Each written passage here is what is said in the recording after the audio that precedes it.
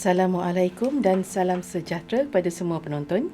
Selamat datang ke program Sembang Santai, Ilmu Buku dan Inspirasi. Ialah sebuah program di mana kita berbual secara santai tetapi penuh makna. Kita akan menyelami pelbagai kisah yang menarik berkaitan buku. Berkongsi ilmu yang bermanfaat dan menggali inspirasi daripada pengalaman serta pemikiran para tetamu jemputan. Hari ini kita akan berbual mengenai buku Apa Khabar Ayah Bonda. Bersama kita pada hari ini adalah Dr. Zuraina binti Ali atau Profesor Madya Dr. Zuraina Ali.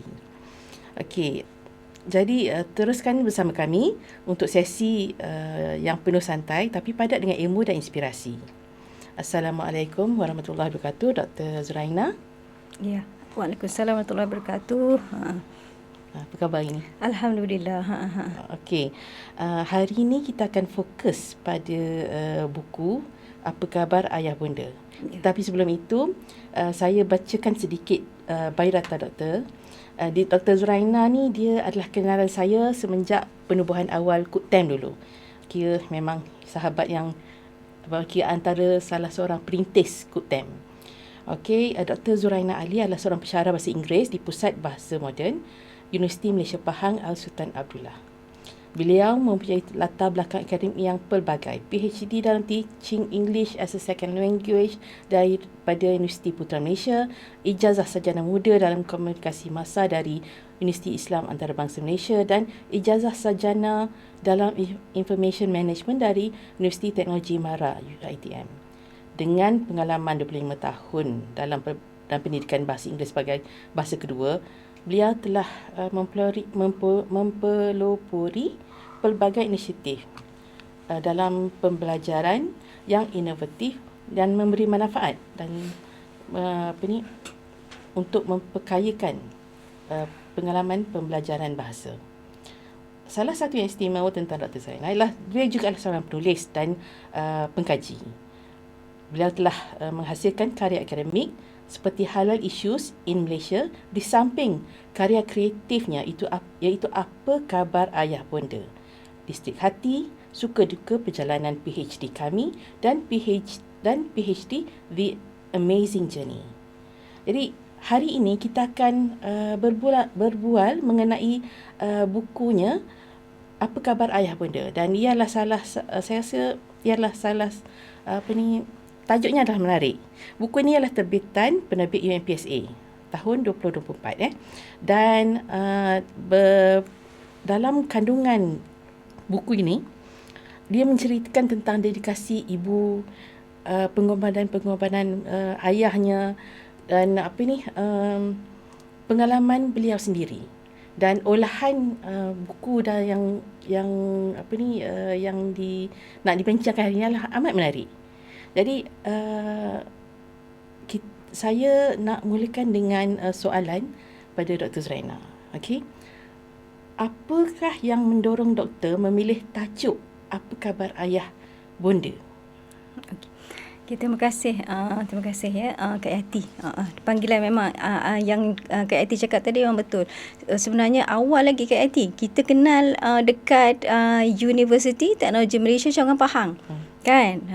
Okey. So orang lama ya. Okey. So tadi tajuk tu ya, Apa Khabar Ayah Bonda. Sebenarnya saya orang kata kita dah macam kita masak lah lebih kurang kan. Kita dah tambah garam, kita dah tambah kita tambah dia punya spices dan sebagainya kan.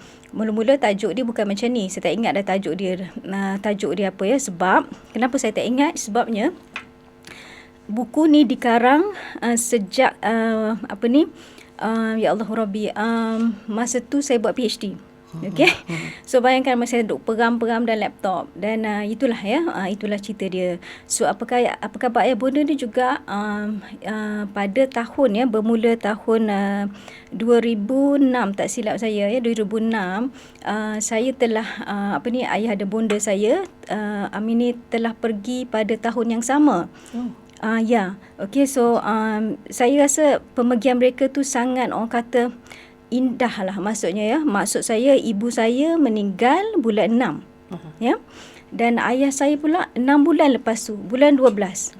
So dalam pada hal itu kita doa setiap hari lah kan. Abah kita, saya tak panggil abah, kami berasal dari Terengganu, kita panggil Pok. Dan mak kita sekarang ni saya tak tahulah siapa panggil mak lagi. Saya panggil mak Pok kan. Okay. So seolah-olah bila kita doa, kita nak kata yelah, doa kita tu saya nak bertanya apa khabar mereka lah di alam sana. So lebih kurang macam tu lah dia punya kenapa saya at the end saya dapat title ni lah, apa khabar ayah bunda. So kita dalam doa kita sentiasa bertanya, mungkin macam tu lah, apa khabar ayah bunda. Kita sentiasa doa mereka mana kita sentiasa baca Quran, doa mereka. So itulah maksud saya, apa khabar ayah bonda. Saya sentiasa bertanya-tanya tentang mereka kan. Lebih kurang lah. Ada yang tersirat di sebalik tajuk tu. Betul. Saya rasa macam itulah, sebab yalah, kita di sini alam nyata kan. Dia orang kat sana kita tak tahu. So setiap hari pun bertanya khabar. Tanya khabar, kita doa kan. Lebih kurang lah macam tu kan. Okey. Tentang buku ni, isi kandungannya. Kira daripada yang saya baca, ada macam ia adalah pengalaman peribadi. Betul. Dan apakah mesej yang ingin doktor sampaikan sebenarnya? Okey. Pertamanya tadi yang seperti yang saya katakan tadi, ayah saya meninggal 2006, mak pun meninggal 2006. Dan pada masa yang sama anak saya tak silap saya, anak saya lah yang ketiga lahir lebih kurang 2006. Jadi anak saya yang kedua, ketiga tu dia orang ingat lupalah, sebab satu saya tak ingat umur dia orang 4. Kalau yang sulung tu 4 tahun, yang nombor 2 tu 2 tahun. So 4 tahun 2 tahun. Saya rasa dia orang tak ingat mak saya. Dia tak jumpa pun. Jumpa. Tapi dia orang tak ingat. Kecil memory sangat. dia, ya betul. Memory dia orang mungkin tak dapat lah kalau 5 tahun ke atas, insya-Allah. Okey, so macam tadi soalannya, jadi kenapa saya tulis buku ni? Sebab saya nak mereka kenal ayah bonda saya melalui kisah ni. Semua ni kisah saya lah. Orang kata kisah daripada remaja, kisah daripada saya mengaji. Mak saya ni ya Rabbi Alamin, sangat garang. Cikgu ngaji kan. Kalau tak menangis depan dia, kalau tak menitik air mata, basah Quran, nitik-nitik Quran, itu tak ngaji namanya. Itu mak saya. So saya ada tulis dalam dalam Al-Quran macam itulah. So benda-benda macam ni saya nak tahu bahawa saya, bila personality saya pun sikit sebanyak saya tak nafikan lah. Memang ada jugalah kan, kita inherit kita punya mak bapak kita punya sikap kan. So itulah motivasi saya, sebab saya nak tahu, saya nak memastikan lah anak saya, mereka kenal kita orang panggil Tok Haji mak. Tok Haji dengan Tok Ki pak lah. Daripada buku ni. So dia orang baca. Macam tu lah. Dengan lagi satu nasihat mak. Contohnya macam mak saya ni, kami orang miskin. Kami lah datang daripada keluarga yang tak berapa kan. Sebabnya kami daripada ayahnya dan maknya daripada Terengganu. Jadi kita merantau. Dan tak ada sekolah dan sebagainya. Mak pun sekolah masa Jepun, apa sangat kan. Jadi dan ayah saya pula orang kata tak tahu membaca. Mak saya boleh bahasa Jawi. So dalam pada hal ni, maksudnya bagaimana mereka membesarkan kami semua. So benda tu anak kena tahulah. Dulu kita orang macam orang kata nak makan roti gardenia ya. Saya rasa masa abang saya masuk universiti baru tahu gardenia. Macam susah kan. Yalah. Tapi itu tak apa sebenarnya. Ia mendidik kami lah, personality kami ya. Macam tu.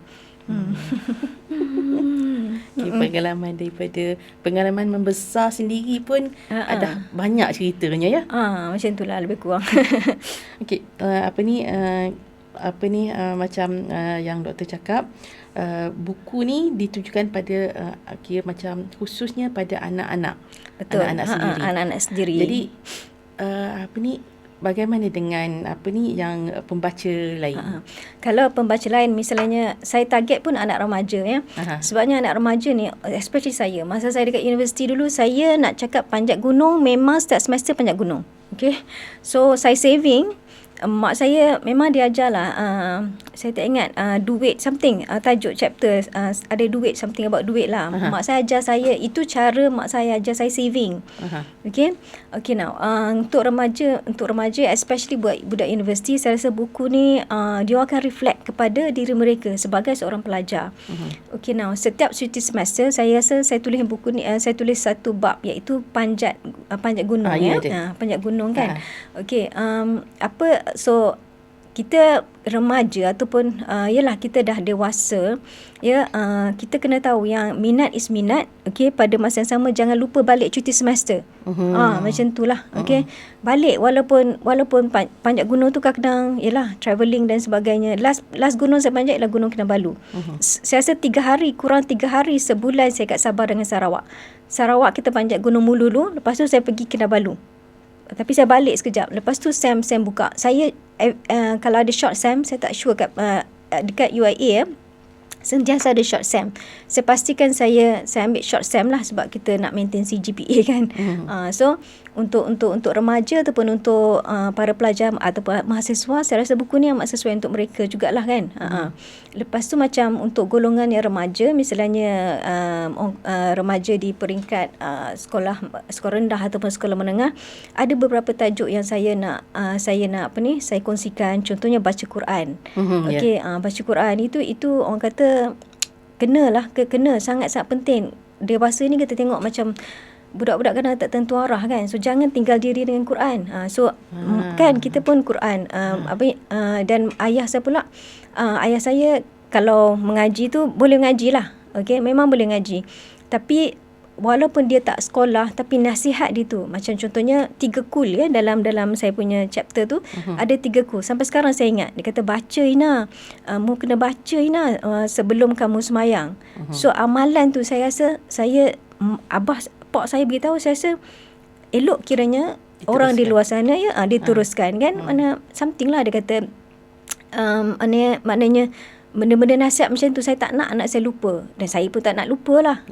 So lebih kurang macam tu. Dan audience di luar boleh dapat manfaat daripada nasihat-nasihat daripada ayah saya. So basically itulah, yang baik tu saya nak orang kata sampaikan kepada orang. Semoga insya-Allah pahala ayah bonda saya berterusan. Lebih kurang lah.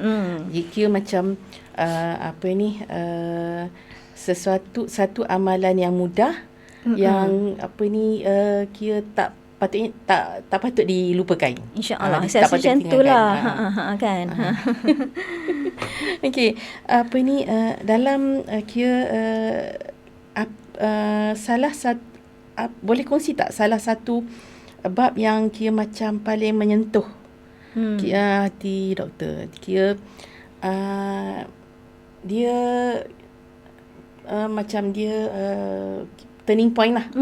Yang kira macam bila kita yang boleh kita baca tu, memang kita akan merasai apa yang doktor rasa. Betul. Saya ingatlah dulu kan, kita dulu 80-an ada sekolah pagi, sekolah tu kan. Saya tak tahu sekarang ni macam mana, sebab anak saya semua sekolah pagi. Saya tak tahu di negeri-negeri lain, saya tak sure. Okey, pada satu hari mak saya suruh rumah, dia memang masak lah. Pada satu hari tu. Ya, pada satu hari kan. Ya Allah Rabbi, kita tunggu bas lebih kurang pukul 12 macam tu, kita tunggu bas tau. Lepas kita tunggu bas, saya duduk rumah flat. Saya ada rumah flat. Jadi rumah flat kami ada 4 tingkat ya. Kami duduk tingkat kedua. Okey, mak saya sambil dia basuh pinggan, dah siap masak dah. Sebab biasanya saya bawa bekal, biasanya. Okey, kenapa saya bawa bekal? Sebab mak saya kata, kalau mu nak cerdik, mu tak boleh bawa duit banyak. Kalau mu bawa duit banyak, mu BODO. Lebih kurang gitu. Jadi kita pegang dia punya ni. Jadi kita pun dulu 80-an ya, 80-an 20 sen boleh beli Nyah tu punya anti punya mi sup tau. Betul. Woi, kecil macam tu sedap pun. Mi sup ke mi kari sedap. Dia kosong je. Dia sedap. Nya tu nyonya lah kan. Ya, betul kan. Kita sekolah tu kan. Beratur, ya Allah, 20 sen. Jadi, kecil je. Kalau 30 sen ke macam tu besar sikit. Fish cake sikit. Ya, betul. Fish cake pun dah sedap. Tak tahulah nyah tu macam mana. Memang enjoy lah. Kan macam tu kan. Stay back, beli macam tu. Kau tak bawa duit lah. Kau tak bawa berkal. Macam tu kan. Okay, coming back to tadi kan. Okay, now. Pukul 12 tu kami satu hari tu tak ingat lagi apa. Lepas tu kami tunggu lama sangat tau. Lepas tu kami jadi pelik lah. Macam biasalah geng-geng ni kan. Geng-geng flat tu kan. Ngapa ni lambat sangat lah. Aku rasa kan bah ni lupa kita lah. Macam tu. Budak-budak kan. Bah ni lupa kita lah. Macam tu kan. Mari lah. Kita tunggu kat jalan besar. Bayang kalau jalan besar tu jalan yang kereta gini kan. Memang sibuk lah. Memang sibuk. Dan kita pula budak-budak kan. Lepas tu orang kata budak-budak sekolah yang dewasa yang baju pinafore biru, ingat tak? Pinafore biru apa? Biru muda kan. Sekolah menengah lah ni. Sekolah menengah dulu pinafore boleh pakai kan. Pinafore kan. Okey, dia orang pula macam ikut je adik-adik ni. Tak ada dia kata, sebagai kakak tak ada dia kata, awak nak pergi mana tu? Duduk sini. Dia tak ada. Dia ikut sekali. Sebab mungkin majoriti budak kecil kan. Jadi kakak ni pun ikut. Okey, kami pun jalan. Okey, daripada tempat tunggu bas tu, kami jalan lah. Mak saya tahu, mak saya sentiasa tengok. Kan? Sebab sambil itu, dia sentiasa tengok dekat rumah flat tu, ni dapur, sini ampai kain. Okay, so dia akan tengok. Okay, now kita dah jalan dah ni. Dah jalan, pergi kat sini kan. Dah jalan. Lepas tu kita pun tunggulah dekat jalan besar. Jalan besar banyak kereta. Pukul 12 mungkin orang pergi lunch, 12 something kan. Orang pejabat semua kan. Maknanya rumah kita tu di kawasan tempat kita tinggal tu lebih kurang kat bandar juga. Kan? Bas kita panggil bus town. Bas bandar kan. Macam tu. Ada. Lepas tu, lama saya tak ingat berapa minit. Lepas tu kan, kawan saya beritahu, Nang, kau tengok mak kau datang. Lepas tu saya pun, mak balik macam tu, saya nampak, Allahu Rabbi. Tahu tak macam mana Kak Eti? Ni ada pokok kelapa kan. Saya masih ingat. You can imagine, saya boleh visualize sampai sekarang. Okay. Ni kan ada pokok kelapa kan. Dia macam pokok kelapa tu berjalan tu, dia macam tu kan. Lendek. Mak saya kan, lendek itu. Dia ambil, saya ingat lagi. Dua, lepas tu dia punya lidi, dia buat syap macam ni, macam ni tau. Ya Allah, dia ada lidi. Lepas tu sampai kat kita kan. Dia, macam tu lah. Kata, lepas tu kawan saya dah warning dah. Mati kita. Memang mati lah. Budak-budak kan. Ya Allah, masa tu memang takut. Garang kan. Lepas tu, dia daripada jauh, balik! Dia cakap macam tu. Ya Allah, kita orang ambil beg, berlari. You just bayangkan. Okay. Yang sekolah menengah pun balik sekolah tersipu-sipu lah kan. Sekolah menengah tu. Sekolah menengah tu dia ngaji gemak juga. Jadi macam, kan, macam Kak Has nama dia. Ingat lagi. Kak Nas, Kak Has. Macam tu lah. Comel orangnya. Lepas tu, dia pun balik tersipu-sipu. Sebab, yelah kan. Macam tu. So, macam saya nak cakap kat sini, maksudnya, kadang-kadang mak kita ni memang bentuk dia ialah garang kan. Tapi sebenarnya dia tu buat sesuatu yang baik untuk kita. Pada masa tu kita ingatkan kita buat yang terbaik. Itu adalah decision yang paling baik ketika itu. Sebab bas tak lalu kat situ. Kita mengambil alternatif. Kononnya alternatif yang terbaik lah. Sebenarnya itu tidak pada pandangan mak kita yang lebih matang ketika itu kan. So benda-benda macam tu. Dan bila saya jadi mak sekarang ni, saya pun dengan anak remaja kan. Lepas tu anak remaja faham je lah kan. Sekian-sekian. Dia tak tahu mak dia buat ni yang terbaik untuk dia. Tapi dia akan cakap lah dia punya rasional sebagainya. So itu contoh yang paling dekat lah pada saya. Dan saya rakamkan dalam buku tu lah. I mean it's a simple thing. Tapi saya rasa, you just imagine yang saya cakap tadi lah. Saya boleh visualize mak saya. Maknanya, yelah, memang bagi mak saya tu adalah sesuatu yang kau tak boleh buat. Maknanya kan. Kan? Kau macam hilang macam tu kan. Tapi saya tak tahu mak saya macam mana boleh detect saya dah dekat depan. Kan? Pelik lah. Saya tak tanya. Takut saya nak tanya. So macam tu. Dia nampak dari rumah flat tu nampak. Mungkin kot dia nak nampak saya jalan tu kan. Dia kata, kau memang kena hari ni kan. Tu dia basuh tangan dia kan. Dia pergi bawah. Mungkin lah kan. Ya Allah. Macam tu lah. Itulah kan. 80-an kan. Kita risau sebab bas tak datang, kita lambat pergi sekolah. Tapi yelah kan, macam tu lah lebih kurang kita punya tu. Doktor yang apa ni kira dalam keluarga doktor ni apa ni kira yang bongsu ke yang saya ada adik saya seorang lagi. Cuma saya punya karakter, saya rasa ialah saya ni orang kata kalau lebih nakal betul Kak Ati. Saya rasa lah sebab saya ni saya cuba je semua-semua. Dan saya memang teruk lah akademik saya kan. Macam contoh dalam satu kelas standard 30 orang kan. So kalau macam biasa nombor saya kan 29 30. 28 tu terror sangat memang mathematics fail. Ya Allah, tak pernahnya lulus. You just okay kan? So macam itulah maksudnya. Saya nak mengatakan kat sini maksudnya kalau dibandingkan dengan adik-beradik saya lain, saya memang ginilah kan. Macam itulah, macam teruk lah. Maknanya saya lebih kepada kat luar. Saya suka lebih aktif. Bukan main kat longkang. Biasalah kat situ mana ada gadget kan. So kita main konda-kondi. Kita main apa lagi yang galah panjang. Macam tu. Yang apa? Tali getah tu. Tali getah terror. Gaya macam-macam. So itulah orang kata 80-an punya permainan. Dan orang kata kalau tak keluar waktu petang memang tak boleh hidup lah. Saya macam tu. Saya tak ingat adik saya just dia macam tak berapa sangat lah. Mungkin lah kot. Saya tak ingat sangat. Macam tu lah. Tapi dalam academic wise, saya rasa saya memang ialah yang terkebelakang. Sampai mak saya risau lah pada saya. Sebab, yelah, maknanya orang kata, itu mujur lah dapat. Kalau dapat, saya rasa sentiasa lah nombor 30 tu rasa macam biasa je. Kalau dia periksa tak rasa berdebar, tak rasa pun. Relax je. Macam tu lah kan. Okay, apa ni? Menarik juga. Macam kan? Sama je. Kan? Nakal seadanya lah. Macam tu lah. Gen X lah ni ya. Ya betul.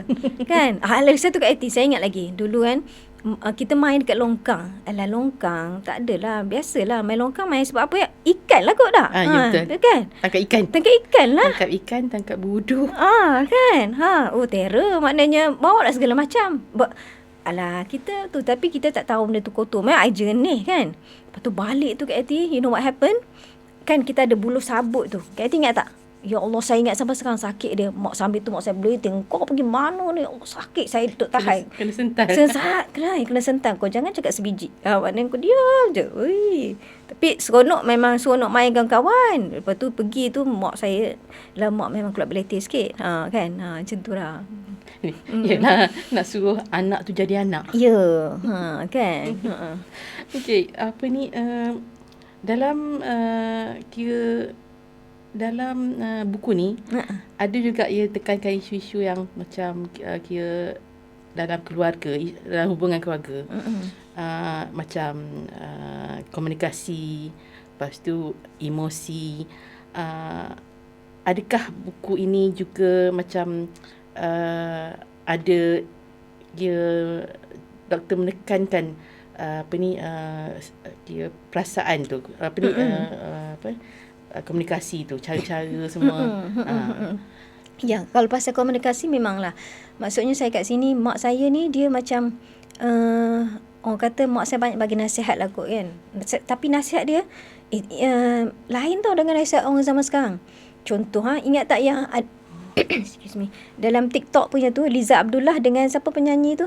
Alah, saya lupa. Kita panggil dia cerita apa saya lupalah dia punya tu. Tapi dalam cerita tu kita panggil dia Ayam. Saya lupalah cerita dia. Tapi penyanyi lah best. Dia juara lagu punya orang. Saya lupalah. Naim betul. Kan ada saya TikTok. Pun tak ingat tajuknya. Saya tak ingat tajuk. Tapi saya tahu dia lah kan. Lepas tu kan, ingat tak Liza Abdullah ni? Lepas tu nanti Liza Abdullah ni kata, mak nak buat apa, something like that lah. Lepas tu mak dia kata, tak buat apa-apa, tak buat apa, kau tidur je kat situ. Lebih kurang macam tu lah Liza Abdullah tu sebagai mak cakap. Lepas tu Naim ni buat sungguh, dia tidur depan mak dia. Mak saya lebih kurang macam tu. Kan, maksudnya contohnya kan, contoh dan saya rasa saya sikit sebanyak ada sikit-sikit juga kadang-kadang tu kan. Anak saya tanya kan, anak saya tanya, mama ni contohnya tembikai kan. Anak tu tanyalah nak makan ke macam tu kan. Tak, buat hiasan je. Macam tu, macam kau nak potong ke? Nak potong ke? Tak. Macam Patutnya cakap je lah, Mama nak potong. Tak, kita macam cakap, tak, itu buat hiasan je. Macam tu. Mak saya lebih kurang macam tu. Dia macam, itulah orang kata, maknanya kalau budak zaman dulu dia faham, saya rasa. Kalau budak zaman sekarang, ikut je lah. Mak cakap lah. maknanya dia kata kan, oh mak tak suruh potong. Sebenarnya dia tak faham sebenarnya. Kita bahasa yang zaman dulu yang, mak ni marah sebenarnya. Tapi anak zaman sekarang, tak apa nak pandai macam tu. Macam, okey lah. Mak kata, tak payah lah.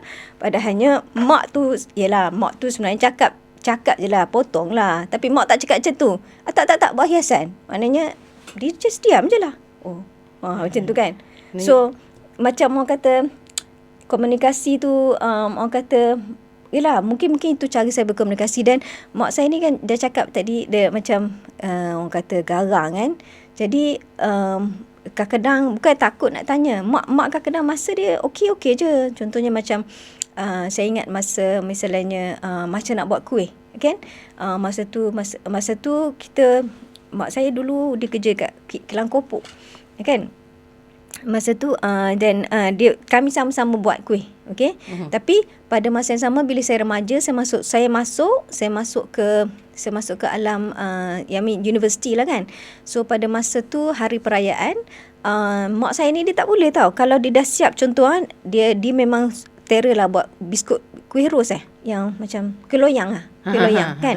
Okey, dia dah cakap ni tahu. Dia dah sediakan bahan. Kita sedia bahan lah, misalnya kita dah bentang semua tika kat surat khabar kan. Betul. Lepas tu kita pun nak pancuh lah kan.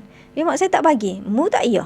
Kalau tak kena adunan tak jadi. Maknanya bab-bab macam tu, ada bab-bab komunikasi ni kat sini. Maksudnya mak saya especially untuk masakan tu, biasanya saya perhatikan mak saya tak suka diganggu dengan dia punya itulah. Dia nak masuk apa kan. Saya rasa saya sikit sebanyak pun macam tu juga.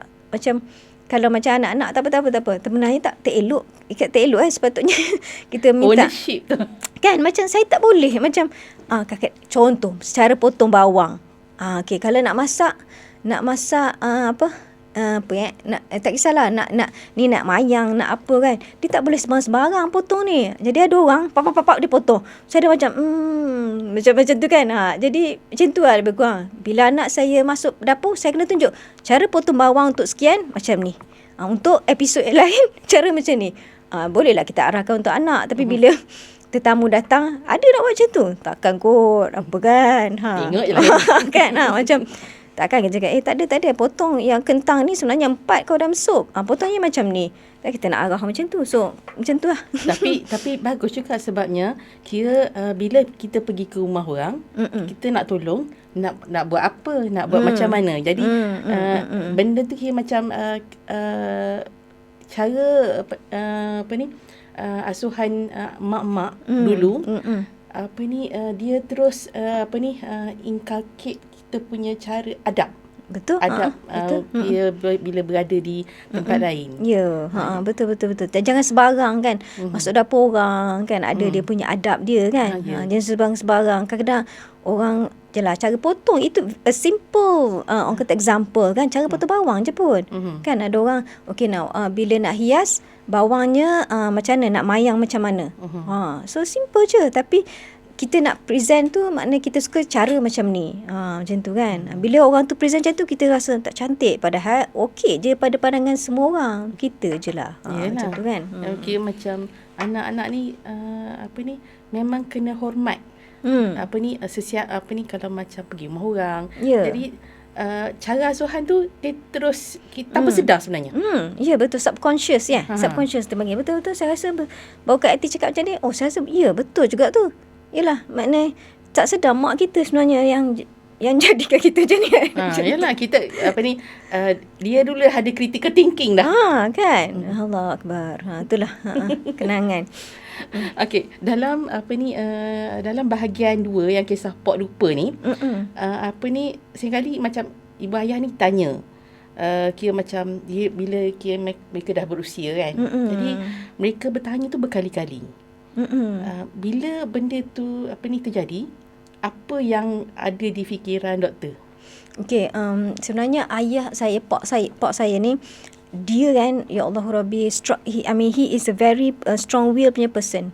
Dia ni kan kalau dah buat kerja dia tak ingat makan minum tau. Ni Pop punya attitude lah. Dia kan dia buruh JKR, lepas tu dia pencen tu dia ada kebun lah kan, dia ada kebun. Dia ni macam dia nak buka ladang kebun serai ke, tapi dalam usaha dia tu macam dia terbatas lah sebab dia sakit kencing manis. Kan mata dia pun tak pelok kan.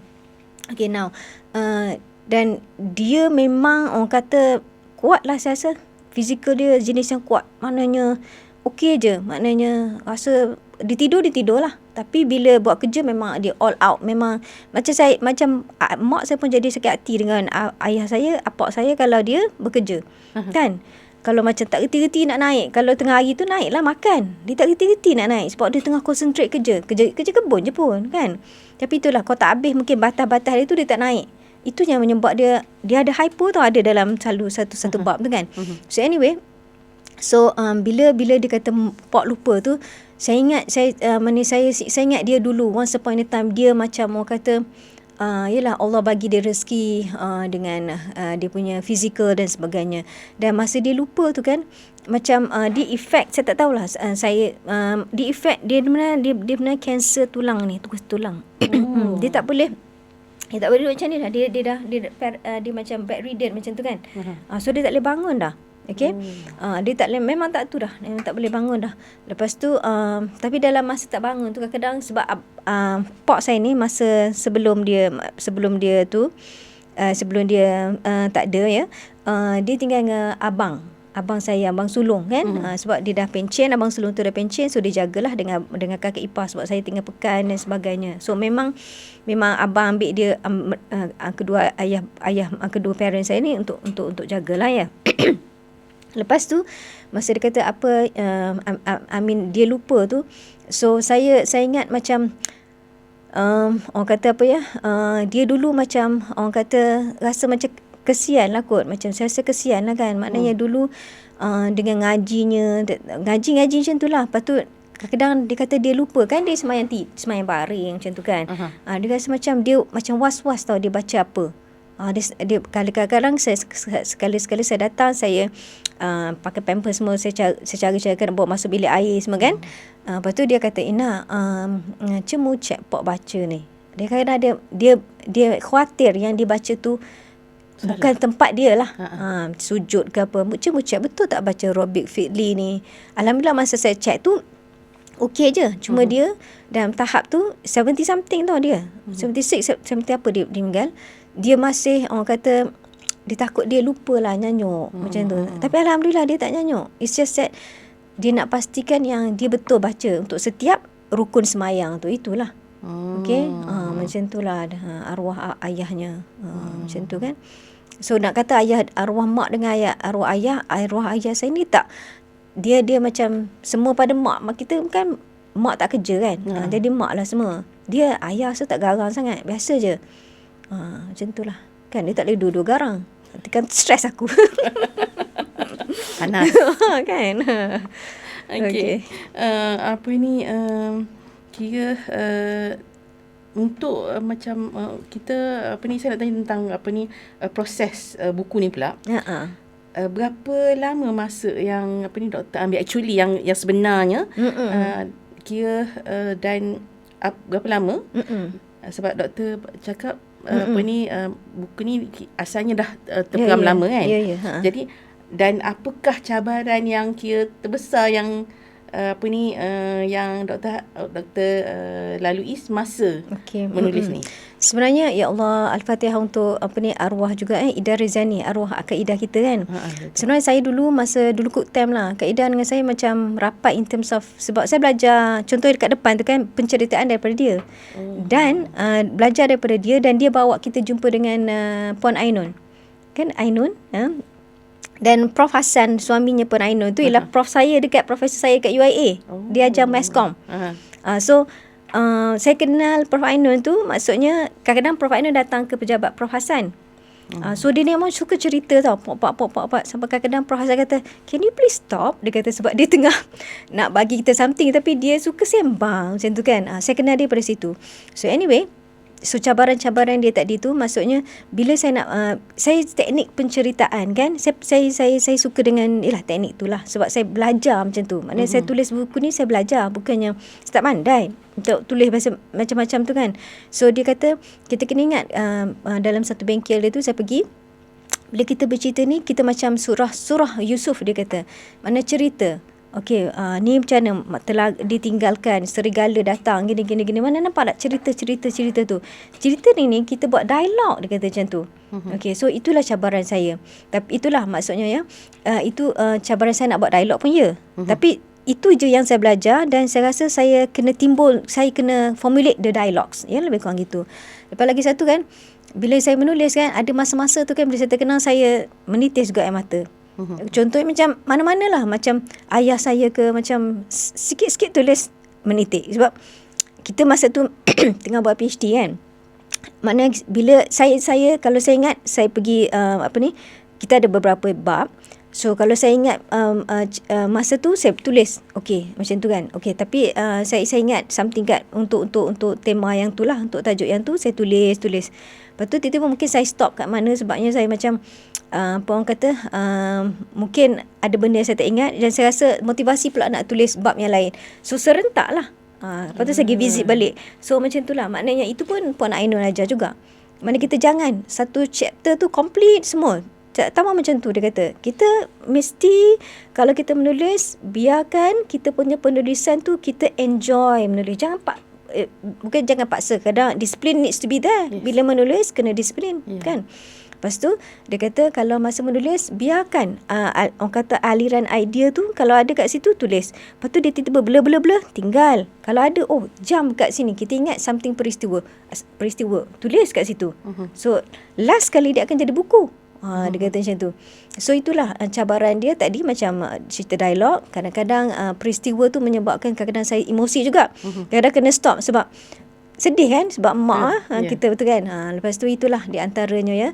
Tapi apa pun kata sebab kita motivasi, sebab kita ada something. Sebab aku nak anak aku baca buku ni. Kalau tak pun aku, bila aku dewasa, bila aku dah tua nanti, aku nak baca buku ni. Maknanya aku tak nak tinggal aku punya kenangan dengan mak pak. Lebih kurang macam tu. Kalau kita dah macam tua macam mereka nanti kan. So that's the thing lah.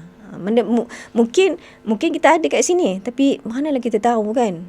Ya, kita punya memory. InsyaAllah bila baca buku ni, ya Allah Rabbi, masa tu ingat lagi cerita ni, ingat lagi apa yang berlaku. So itulah ya. That's the thing. Saya faham. Sebab macam proses penulisan ni sometimes kita ada kita cannot recall balik apa yang berlaku, and then writer's block. Always. Lepas tu bila kita rasa macam kehabisan ayat tu, dalam dia masih dalam proses lagi. Jadi, kehabisan ayat, betul. Kehabisan ayat. Jadi kita memang kena stop dulu. Betul. Jadi daripada doktor start masa yang buat PhD ni, berapa tahun sampai dia diterbitkan? Sebenarnya 1 sem je, sebab masa tu saya tengah masa tu saya kelas dekat UPM, dia ada 2 semester masuk kelas tau. Dia ada macam taught classes ya. Maknanya 2 tahun tu kita pergi kelas lah, kelas research. Memang saya suka kat UPM sebabnya dia expose saya dengan pelbagai teknik research. So masa tu maknanya kita ada assignment biasa. Kita concentrate kita punya research, tapi kebanyakannya kita ada classes. So kita dapatkan dulu dia theories. So masa saya masuk kelas qualitative advanced qualitative research. Kan dia kan quali punya tu kan.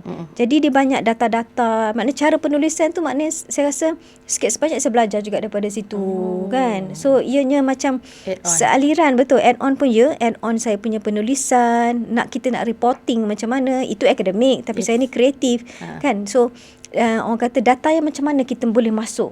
So belajar jugalah macam tu. So jangan sia-siakan belajar ni, macam ni campur-campur, goreng-goreng, tambah kicap, tambah sos, insya-Allah jadilah. ada there's something good yang boleh kita amalkan, kita guna untuk buku ni kan. InsyaAllah. Okey. Kira dalam antara bab yang ada dalam buku ni, apakah bab paling suka? Kira macam doktor cakap tadi macam semua sama kan. Tapi yang kira macam paling suka nak pen kan. Betul. Saya ingat lagi.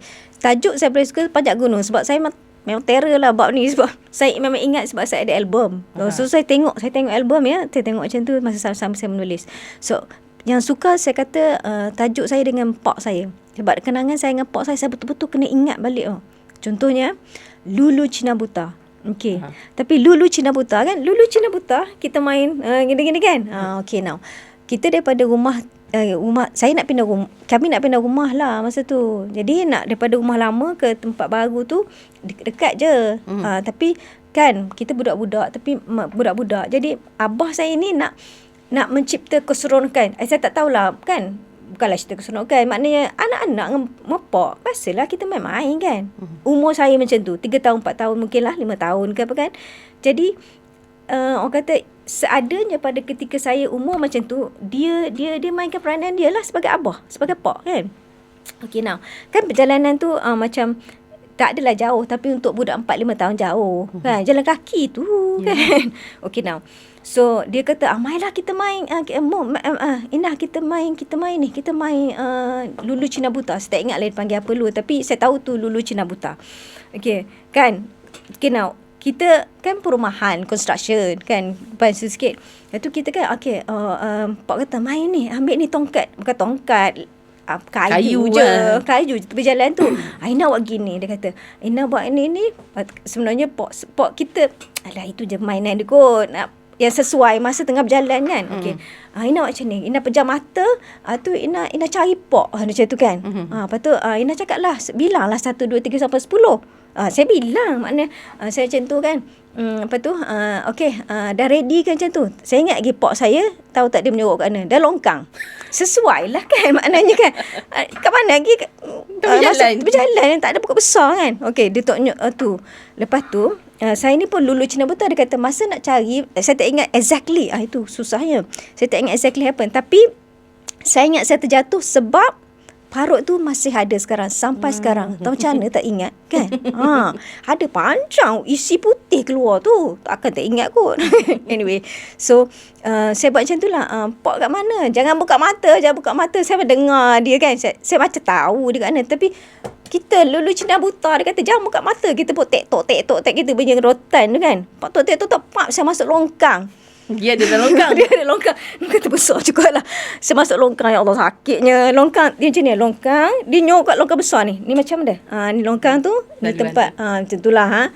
Lepas tu dia nampak saya. Lepas tu dia kata, saya menangis lah. Budak kecil kan. Dia kata, ya Allah Ina. Dia kata macam tu lah lebih kurang. Lepas tu berdarah weh. Berdarah memang berdarah. Panjang dia punya tu. Mana dalam masa jatuh. Mana kan. Macam tu.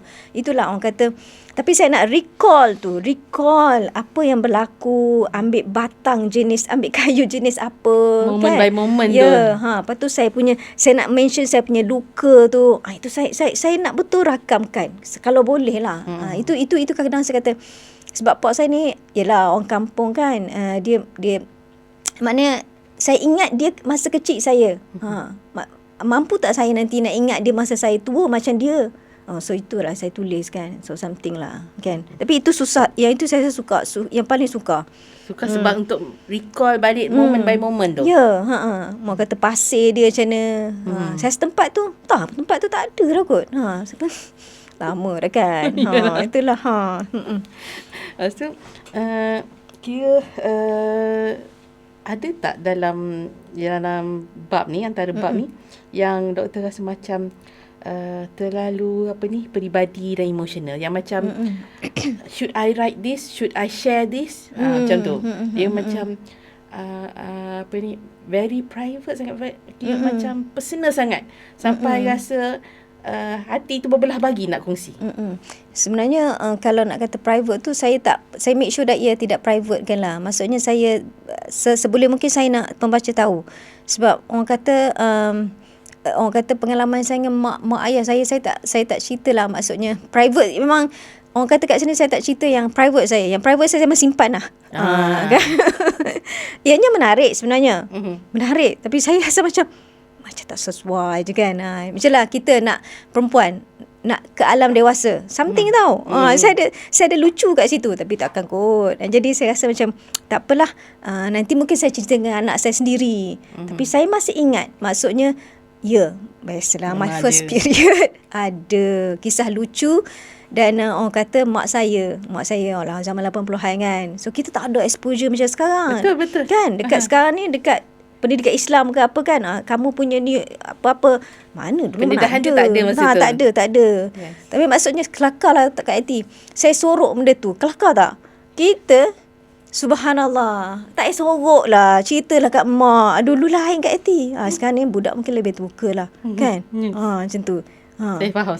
Kan? Kan you can relate kan? Macam-macam. Itulah maknanya kalau Kak Eti tanya tadi, mana saya tak ada. Yang tu saya yang itu yang macam first period tu adalah yang orang kata apa ya? Itu yang saya rasa ialah private jugalah kan. Dia ada lucu tapi tak maulah cerita macam tu kan. So saya tak nak lah. So dalam tu insya-Allah semuanya yang saya rasa boleh orang lain boleh kongsi, mana orang boleh baca lah ya. Macam tu. Okey. Apa ni kira buku ni dah dikeluarkan. Jadi ada tak doktor dapat respon? Mana apakah respon pembaca setakat ni bagi yang telah kira dapatkan buku ni dan kira respon tu maksudnya apa yang doktor dapat feedback daripada mereka macam mana? Now saya kalau sebab masa tu saya teruja sangat saya dapat buku ni dengan ialah penerbitnya. Penerbit sangat membantu alhamdulillah. Memang daripada orang kata step 1, step 2 daripada sebelum keluar daripada editing, ya Allah, dia orang memang cakap saya cakap kan, memang alhamdulillah dapat penerbit PSA kaki tangan yang sangat membantu. So bila dah dapat macam tu, cover dia kan, set yang cover tu pun dia bagi 2 pilihan. Saya masa tu uja, saya kalau apa-apa yang saya tu uja, saya nak kongsi lah, kan nak nunjuk, nauzubillah lah, tak ada niat macam tu. Jadi saya pun blast kepada WhatsApp status. Okay, dan saya nampak kawan-kawan saya ada reply lah. Dia kata guna cover ni kan. Ada 2 cover. So dia kata, Ina ambil cover ni lah, cantik. Apa kan. Saya guna satu lah. Okay. Lepas tu bila dah keluar buku tu, saya iklankan lah. Maknanya iklankan dekat Facebook, dekat LinkedIn dan sebagainya. And even my WhatsApp status. So dalam kalangan, yelah kita ada nama-nama tu, ada yang respon lah ya. Macam orang kata dah sepupu saya. Maknanya dia cakap macam, ya Allah ingat, dia panggil mak saya Cik De. Kalau ingat Cik De pasal masak, sebab saya ada tulis sikit pasal masak, tips-tips masak ya. Mak saya kalau dia memang kalau masak dia ada tips dia. Kalau kita ingat kalau dia basuh beras, kita dengar dia memang dia baca, dia selawat saya rasa. Kan dia baca something. So saya kadang-kadang mak baca benda lebih kurang kita cakap kan. Selawat kita ni, kita pusing jam ni, mana ada benda. Nak basuh sayur dia bunyi kan. Saya tak ingat lah, tapi ada dia baca something lah, makna mungkin lah, I tak tahulah macam surah Kausar ke, saya tak tahu, tapi saya ingat lupa lah macam tu kan. So orang kata saya nak tips tu, saya bagi orang tahu, mungkin insya-Allah lah makanan tu jadi sedap ke macam tu kan. Sebab balik kepada yang tadi, anak saudara saya, sebab dia orang pun orang kata ingat lupa Tok Ki dengan dia punya Tok Ki dengan Tok Haji. Mungkin ingat lah, maknanya mak saya pernah juga jaga budak-budak tu kan. So bila dia orang baca buku tu, dia orang kata mak lah ingat lagi pasal ngaji ni. Siapa tak pernah kena, siapa tak tahu pasal ngaji. Dia orang pun pernah ngaji dengan mak kan. Yang sulung lah. So something lah, maknanya kita cherish kan. I like that. I mean, yelah kan, kenangan macam tu dah. Apa ni yang macam orang cakap on the same turf. Kan. Mana ala. Ya betul-betul tu mak lah ingat gitu Haji sekian-sekian. Something kan. Macam tu lah. Okey, apa ni kira ada tak apa ni macam harapan doktor bagi yang membaca buku ni. Ada perubahan dalam diri mereka, macam kira sama ada perubahan, kira anything yang doktor rasa doktor harapkan. Ya betul. Saya yang pastinya saya nak cakap macam ni dah, bila hargailah mak bapak selagi dia orang ada. Kan? Jangan macam bila dah tak ada barulah macam tegih-hegih ke apa macam tu kan. Tak ada. Bukan macam tu. Setiap yang dia ada tu hello tanya. Maknanya sibuk mana pun hello tanya. Maksudnya saya kalau paling kerap saya telefon mak saya sebab exam. Kan dulu public phone kat hati masuk 2 posen 3 posen mak besok Ina nak peksa kata nenek mak doa ya. Peksa. Setiap kali peksa doa. Maknanya mak doa ya. Mak doa. Itu pun cukup lah. Macam anak zaman sekarang teks pun payah. Kan budak-budak. Dia benda lain. Okay. So maksudnya saya nak macam Kak beritahu tadi. Maksudnya saya nak bottom line dengan apa yang saya tulis ni ialah apa khabar ayah bunda saya nak sampaikan adalah mana-mana kita berada, orang kata sesibuk mana kita pun, tanyalah mak bapak kita, ya. Kadang-kadang paling basic tanya apa khabar je. Paling basic. Yang lain-lain nak borak yang tak kisah tu tak apalah. Tapi memang kena tanya khabar. Ya, sebab especially doa mak kita tu yang sangat mujarab tu. Tak kisahlah dalam situasi kita buntu ke apa kan, ceritalah pada mak kita. Macam tu kan. So now I don't have anyone lah. Alhamdulillah ada suami kan. So macam tu lah. Tapi untuk kita yang masih hidup, untuk abah, untuk mak kita yang mak ayah masih hidup, ya, sentiasalah berkomunikasi. Kita tak nafikan kadang-kadang ada benda kita tak gu dengan mak kita kan. Sama je. Tapi pada mana last kali kita tahu ibu kita lah yang orang kata orang kata sugar di bawah tapak kaki ibu kan. So ibulah segala-galanya. Kan. Doa ibu pun tak ada hijab. InsyaAllah. Ya betul. Kan. So insyaAllah lah. Sebab tu yang macam doktor kata, bila nak periksa kena call. Kena call dulu kan. Bagi tahu. Sekarang budak-budak dia macam biasa-biasa je. Itulah risau. Okey, kira untuk selepas buku ni, apakah doktor merancang untuk menghasilkan buku yang lain berkaitan dengan keluarga ataupun tema yang sama, atau ada something more yang doktor rasa macam I have this project yang I'm going to continue. Sebenarnya saya ada satu projek orang kata kisah orang kata kanak-kanak lah kan. Sebab saya tak dapat lari daripada saya dididik nak kata secara indirectly lah dengan Puan Ainul kan. So buku kanak-kanak saya tak pandai tulis buku macam arwahnya Prof Kamil kan. Saya suka penulisan dia. Saya suka penggunaan sungguh dalam dia punya ayat. Sungguh something apa lah. Itu yang menarik tau. Itu bahawa satu yang saya suka. Betul. Saya kata betapa dia digunakan for vocabulary tu dengan sungguh berkesan. Mana saya usai macam itu saya belajar daripada dia. Usai. Itu saya belajar daripada dia. Sebelum ni saya tak tahu pun apa tu usai.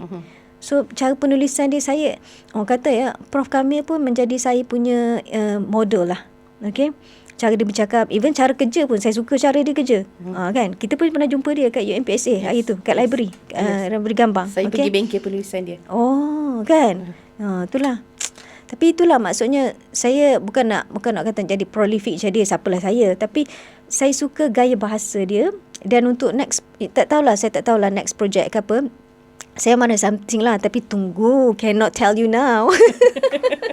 So anyway, adalah projek tu. InsyaAllah. Kang cakap tak jadi, tak best juga kan. Tak ada teaser ke? Okay. Bagi teaser sikit. Lepas bulan 6. Okay, so insyaAllah saya dah ada lah benda-benda yang saya rakam-rakam untuk penulisan buku yang seterusnya. Kadang-kadang kalau tu saya guna voice note. Ada benda-benda kan, saya tulis rakam dulu. Nanti kan hilang idea tu. So saya tengah buat tu lah sekarang. Kan? Kadang-kadang kita ni tak apa hilang. Tu saya kadang-kadang ada something, okay, saya pun rakam voice memo kan. So senang lah. InsyaAllah lah, doakanlah untuk next project. InsyaAllah. Banyak kita menggunakan sepenuhnya teknik merakam untuk supaya idea tu tak hilang. Ambil gambar kadang-kadang tak macam kadang-kadang kita kedai buku kan. Sukalah dia punya macam ni. Ambil dulu. Macam tu lah lebih kurang. Idea dulu kan. Macam tak macam penulisan buku, especially yang mana-mana yang kita suka. Ambil dulu, nanti ada idea kat sini kot. Gitu ya. Okay, untuk dia macam yang soalan ada bukan soalan yang terakhir. Ya. Apakah pesanan doktor kepada pendengar podcast dan kepada para penulis yang baru nak bermula? Okey, untuk pendengar podcast, saya rasa apa yang penting kat sini, bila baca buku Apakah Ayah Bonda ni, kita reflect pada diri sendirilah. I mean, I'm not saying that I'm a best person to write this book. Tak ada lah gitu kan, Yati. Tapi yang penting yang saya nak huraikan ataupun yang saya nak sampaikan adalah bahawa abah dan ayah dan mak kita masih ada. Orang kata tanyalah khabar mereka. Lepas tu jangan lupa pula, okey, senangkan hati mereka. Ya Allah, saya kurang berkesempatan lah, I would say. Okey, sebab mak saya dah sakit kan. So itulah. Tapi kita jangan anggap lah maksudnya mak kita marah kita sebab mak kita benci. Tak, dia tak benci kita. Sebenarnya dia ngajar kita. Jangan nak anggap macam tu. Kan, mak kita cakap mak kita suka beletih. Memang saya, ya Allah, satu tahap saya rasa nak tutup pintu. Tapi tak baik lah kan. Macam tu lah. Mak saya memang gitulah. Tapi itulah nak nyampaikan bahawa insya-Allah mak kita tu tahulah apa yang terbaik untuk kita, insya-Allah ya. Dan sentiasalah berkomunikasi, tanya khabar kepada mak bapak kita kan. Dan yang soalan keduanya untuk penulis baru yang nak baru bermula, sebenarnya, dan saya cakapkan juga bahawa saya bukanlah the best person to to give advice ya. Tapi yang pentingnya paling pentingnya kita tulislah. Maknanya salah ke tak salah ke, tulis dulu. Macam tu kan. Kan kita ada peringkat, tulis kasar dia apa benda kan. Nanti editing, murnikan lagi dan sebagainya. Dan ingat bahawa kita perlu seronok untuk membuat sesuatu. Kalau kita paksa diri, idea tak akan datang. So itulah ya untuk penulis yang baru. So seronok, insya-Allah benda datang. Dan kita ingat motivasi kita, sebab macam tadi motivasi saya supaya anak-anak saya ingat pasal Tok Ki dia, dan juga motivasinya untuk diri saya sendiri. Kalau insya-Allah nanti koklah masa nanti Allah panjangkan umur ke apa, lupa ke apa, peristiwa yang saya nak rakamkan tu, insya-Allah kalau baca buku ni, ya aku masih ingat masa ni. Saya macam tu je lah ya.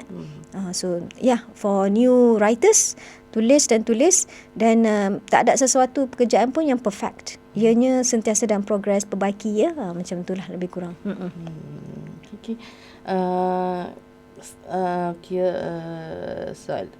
Soalan saya ayah lah. Sebab masa ni buku apa yang doktor tengah baca? Buku dan yang macam suka. Okey. Ada satu buku tu buku tentang haji lah. Saya baca, ya Allah. Dia panduan haji, tapi cerita dia tu dia macam dia sebut cerita, modul, checklist. Kau dapat dalam satu buku. Terror kan dia. Saya tengah baca buku cerita tu. Saya lupa lah tajuk dia. Tapi sebab tengah baca banyak buku, 2-3 buku haji kan. So buku tu yang saya rasa something lah dia ni, pandai lah dia ni. Macam tengok, saya just nak imagine writers tu. Modul boleh, penceritaan boleh, lagi satu orang kata data-data boleh. Kan dia pergi haji semua. Mungkin lah dia boleh tengok mana-mana kan. Tapi interesting lah, macam you can just you write everything, you have the data there, you boleh kreatifkan you punya penulisan. I was like so amazing. Saya tengah baca, ya Allah, cerita apa tu something lah, saya tak ingat. Tapi perempuan lah tulisannya, penulisnya. Semua compile dalam satu buku. Ya, buku tak mahal pun, RM30 je, TikTok. So something kan. Okay, saya nak ucapkan terima kasih kepada doktor dan semoga doktor dapat terus menulis dan menyumbang. Ya, insya-Allah. Thank you Kak Eti. Alhamdulillah kita telah sampai ke penghujung sesi Bedah Buku ni. Terima kasih yang tidak terhingga kepada Dr. Zuraina atas perkongsian sangat bermakna mengenai buku Apa Khabar Ayah Bonda. Banyak ilmu dan inspirasi yang telah dikongsikan dan semoga ia memberi manfaat kepada semua yang menonton. Terima kasih juga kepada semua yang telah setia bersama kami hingga ke akhir sesi ini, dan jangan lupa dapatkan buku ini, Apa Khabar Ayah Bonda, hasil penulisan Dr. Zuraina bin Ali dan daripada penerbit UMPSA, dan teruskan bersama menyokong karya-karya penulis tempatan. Sampai jumpa lagi dalam sesi podcast yang akan datang. Assalamualaikum warahmatullahi wabarakatuh dan selamat maju jaya.